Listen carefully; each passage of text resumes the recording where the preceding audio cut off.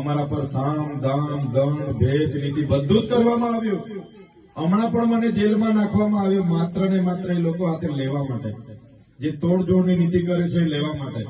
એમને માત્ર એ વાત પસંદ નથી કે એમની સામે આપણે બોલીએ। તો તમે જ વિચાર કરો, અમારા વિસ્તારોમાં હોય કે આદિવાસી વિસ્તારોમાં બાળકો માટે શિક્ષણ સારું મળે એના માટે બોલીએ, આપણો ગુનો છે? નથી ને? આપણા યુવાનો ભણેલા ગણેલા છે, એમને અહીંયા જીઆઈડીસીઓમાં કાયમી નોકરી મળે, સરકારી નોકરી મળે, એના માટે બોલીએ, આપણો ગુનો છે? આપણા આદિવાસી સમાજના બંધારણના અધિકારો મળે એના માટે બોલીએ, ગુનો છે આપણો? બાળકોની શિષ્યવૃત્તિ માટે અમે ગાંધીનગરમાં ધરણા કરીએ, સરકાર સામે લડ્યા અને શિષ્યવૃત્તિ અપાવી, એ કઈ અમારો ગુનો છે?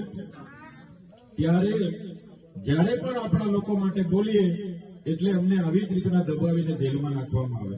હમણાં મને જેલમાં નાખતા મારા ધર્મપત્નીને નાખ્યા, મારી બહેનોને લઈ ગયા ઘરેથી, એમના જમાઈઓને લઈ ગયા, મારા પીએને લઈ ગયા।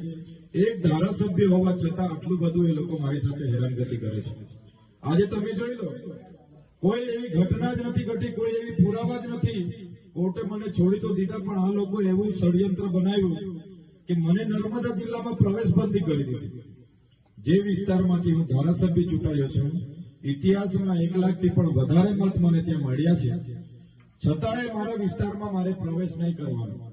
આજે ભરી શકું છું, તમને મળી શકું છું, પણ હું અહીંયા રહી નથી શકતો એવી શરત એમણે આપી કે ભરૂચ નર્મદામાં તો પ્રવેશ બંધી, ભરૂચમાં નહીં રોકાવાનો।